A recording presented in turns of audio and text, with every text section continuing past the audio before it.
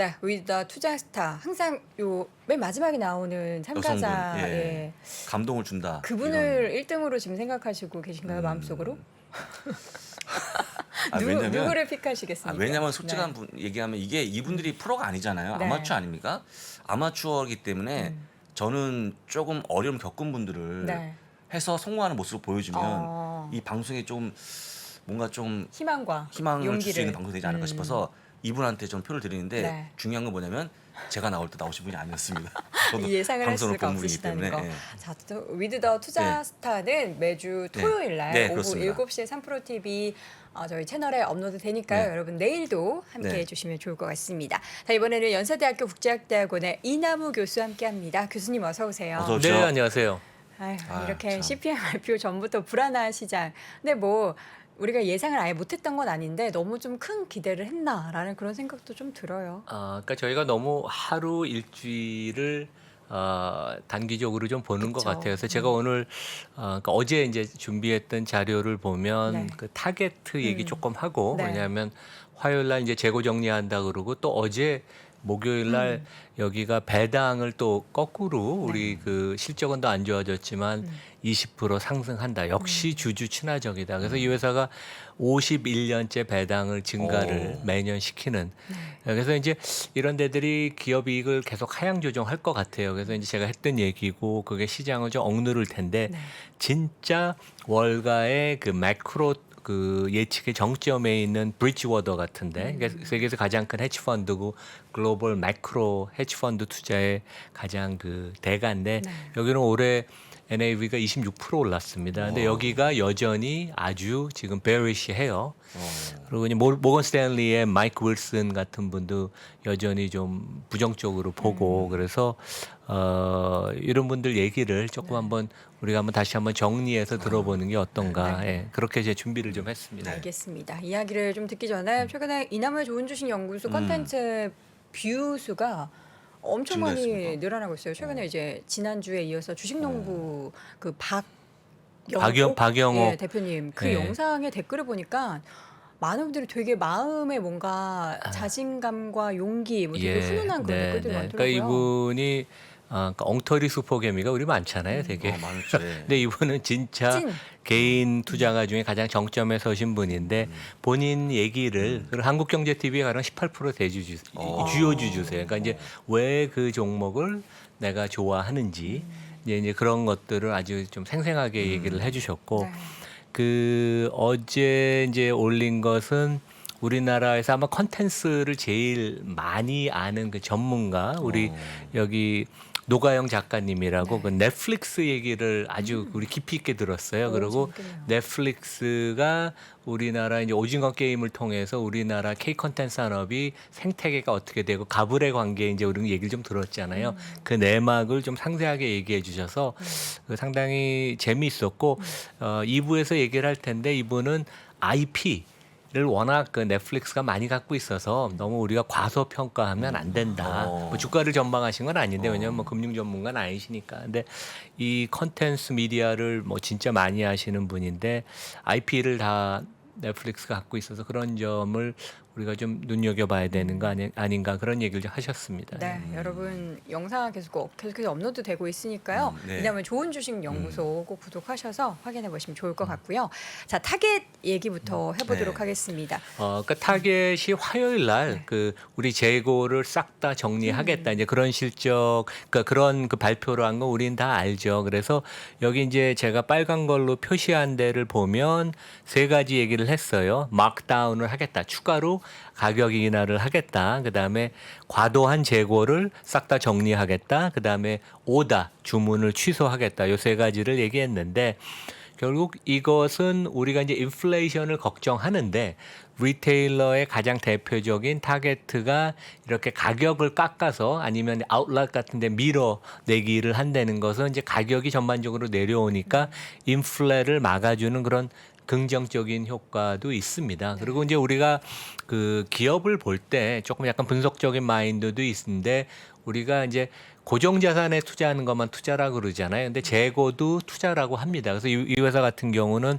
총 자산이 한 500억 달러 되는데 고정 자산이 반이고 재고 자산이 전체 30%예요. 그러니까 재고가 그만큼 많고 재고를 잘못 관리하면 한 방에 갈 수 있다. 실제 토이자러스 같은 데는 재고 관리 잘못해서 그렇죠. 그때 부도가 났었죠. 네. 그래서 재고가 상당히 중요한 지표고, 그러니까 타겟이 이제 미국에 우리 있는 청취자분들은 잘 아시겠지만 감이 조금 덜 드실 맞아요. 텐데.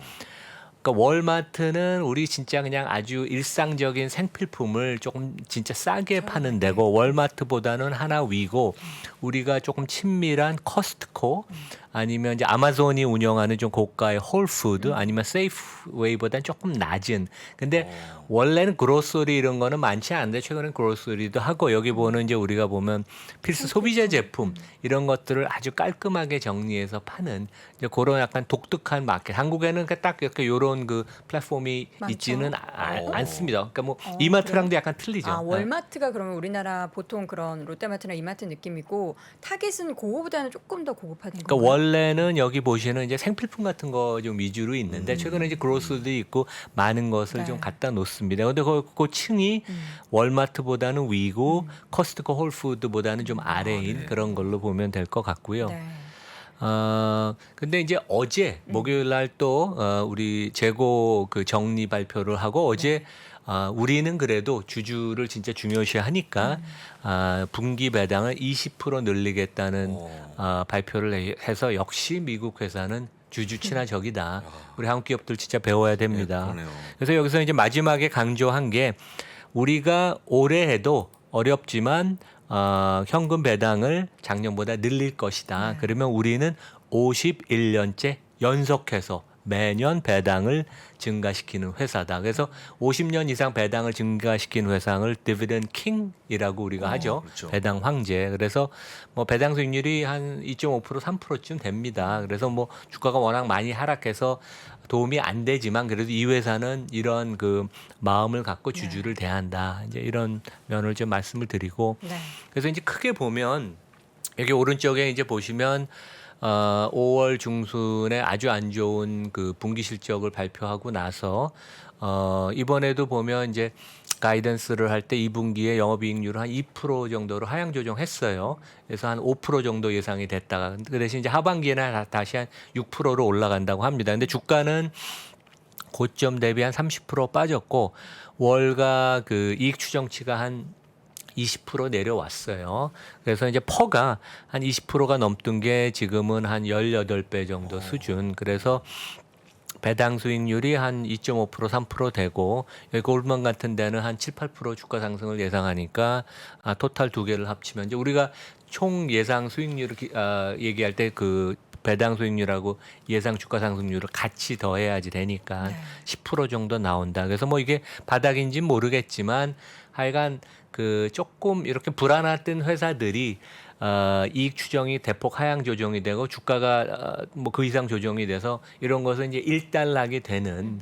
그래서 이제 무슨 얘기를 드리고 싶으냐면 제가 지난주에도 보였던 그림인데 요 페이지랑 다음 페이지 요것은 이제 그동안 그 온라인 그 광고 그러니까 이제 뭐 메타나 뭐 알파벳, 스냅 같은 데가 해당이 될 거고 전자상거래, 이커머스 같은데 주가 많이 빠졌죠. 근데 실제 애널리스트들은 항상 마지막에 사실을 확인하고 이익 추정을 하향 조정하잖아요. 그래서 이제 지난주에 모건 스탠리 애널리스트가 이익 추정을 이 부분에 있어서 페이스북이나 알파벳이나 아마존 하향 조정한 것도 안 좋은 것을 컨펌한 거였죠.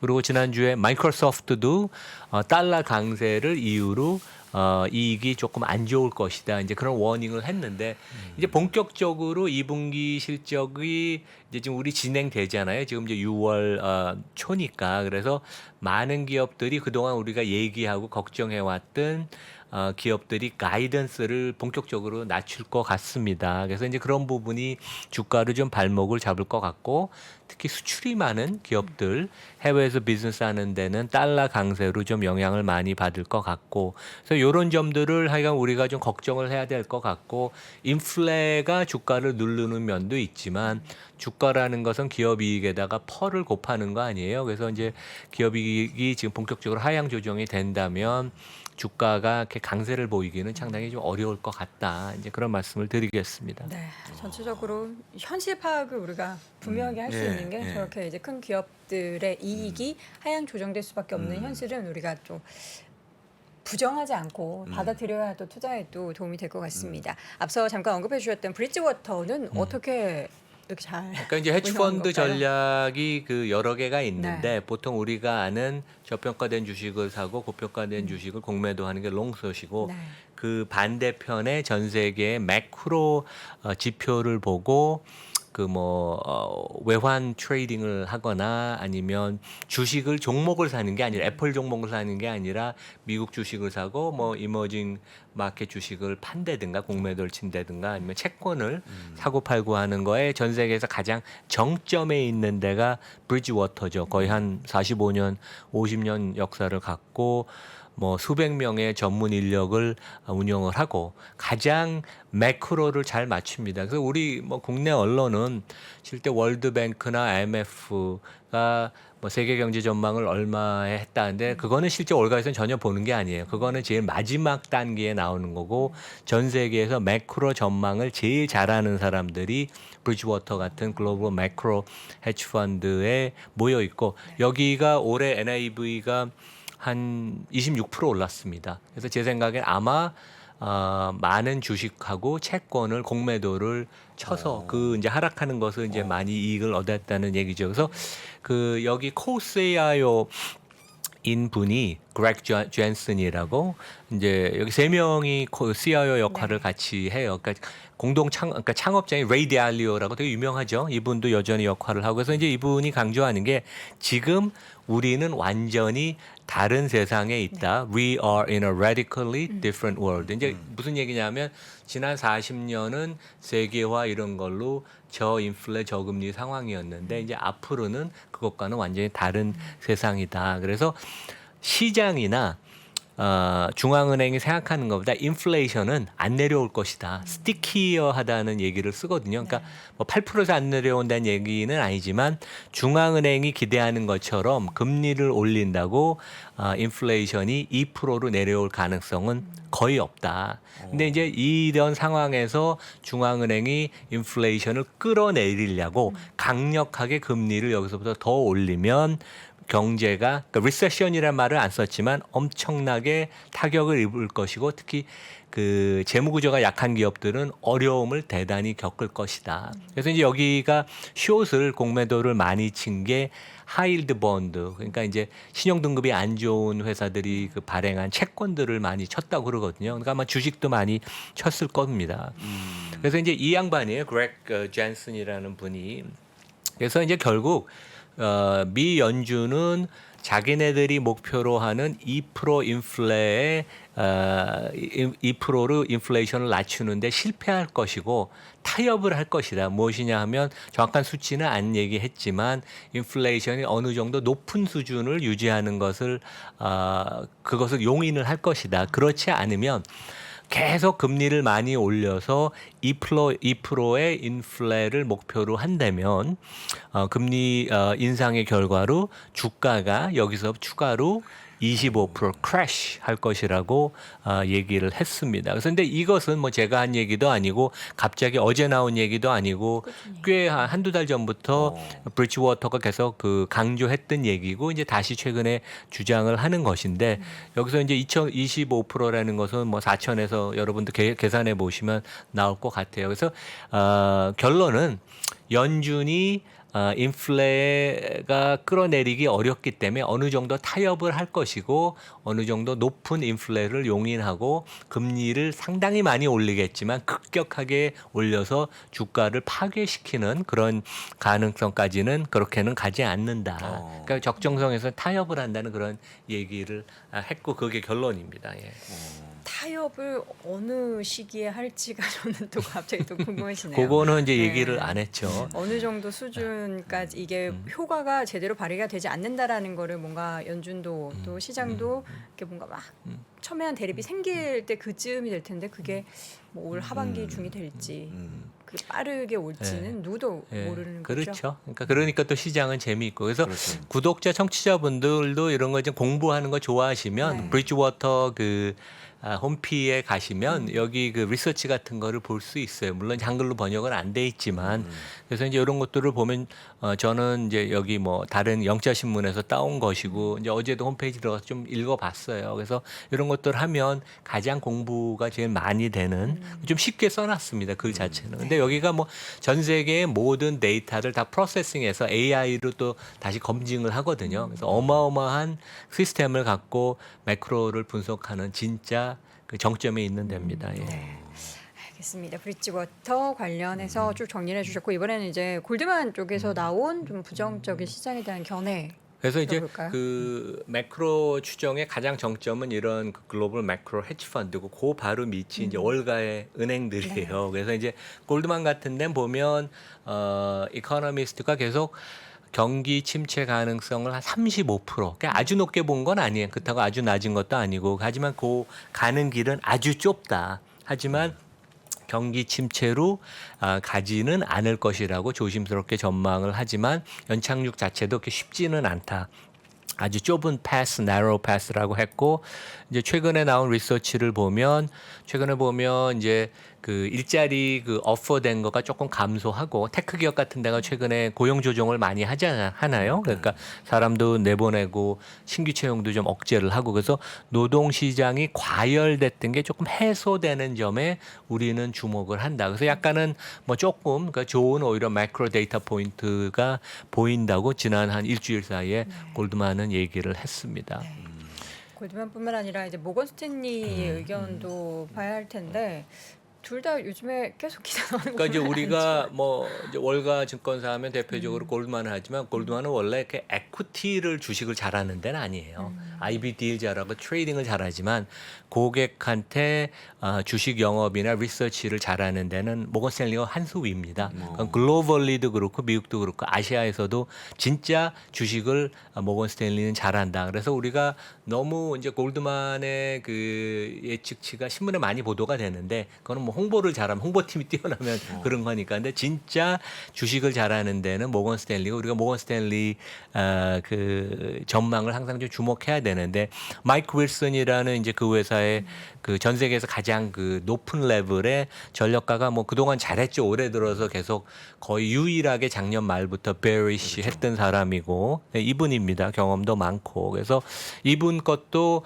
모건 스탠리 홈피나 구글에서 이 사람 이름 치면 그 리서치를 간단한 걸 서브스크라이브 구독할 수 있어요. 그래서 이제 그런 것들도 좀 보는 노력을 저희가 하면 좋을 것 같고 이분이 이런 얘기를 했어요. 최악의 경우에 3분기가 올해 주가의 바닥인데 한 3,400까지 갈 것이다. 그래서 이제 이분 의견은 제 거를 봤는지 제 의견하고 상당히 똑같습니다. 근데 이분의 의견이 뭐냐면 지금 최근에 이제 얼마 전 그저께까지만 주가가 많이 올라가서 좀 좋은 분위기가 있었죠. 근데 그거는 말이 안 된다고 본인은 생각한다. 왜냐하면 주가가 올라갈 수가 없는 게 금리는 여기서부터 무조건 올라가고 기업 이익이 하향 조정이 되는데 그 두 가지 조합은 주가가 반드시 떨어지는 조합이지 주가가 올라갈 수 없는 조합인데 지금 이제 애널리스트들의 추정치를 보면 다운그레이드를 아직 안 해서 올해도 월가 애널리스트들은 기업 이익이 한 10% 늘어난다고 보고 내년에도 9%인가 늘어난다고 보거든요. 그래서 이거는 있을 수 없는 거고 애널리스트가 후행을 해서 하향 조정을 하니까 팩트를 확인하고 항상 하죠. 그래서 그냥 타겟 같은 경우도 애널리스트가 미리 조정한 사람은 없습니다. 발표 나고 나서 이제 나중에 사후적으로 며칠 후에 조정을 했는데 앞으로는 기업 이익이 계속 하향 조정이 될 거고 금리는 여기서 올라갈 수밖에 없으니까 3분기에 최악의 경우 이제 S&P 기준으로 주가가 3,400까지 빠질 수도 있다. 혹시 빠지면 이제 그게 바닥이고 4분기에는 조금 회복을 한다. 이제 그런 얘기를 했습니다. 그리고 이제 이분들은 이제 그렇고 저는 네. 이남은은 여전히 제가 4월 초부터 말씀드린 3,800을 S&P 기준으로 유지하는데 그 가정은 그냥 심플한 두 가지 가정이에요.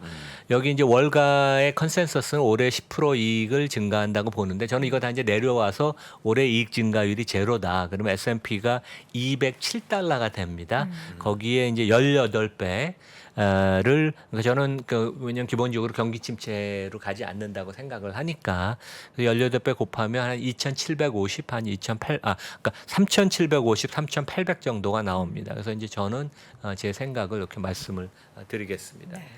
우리가 이번 주 이제 S&P 500이 4,100을 회복했을 때 제가 이제 부사장님한테 걱정된다고. 왜냐면 우리 내무리 교수님이 말씀하셨던 3,800도 안 받고 월가에서 막 얘기하는 뭐 3,600 뭐 그 선을 보지 않고 3,900에서 넘어왔기 때문에 이게 얼마나 또 올렸다가 빠지게 될지가 걱정된다고 했는데 그게 또 막상 현실 앞에 좀 다가올 걸 생각하니까 안 그랬으면 좋겠다는 마음이 굉장히 많이 드는데 3,800 못 봤습니까? 장중에? 전 봤거든요.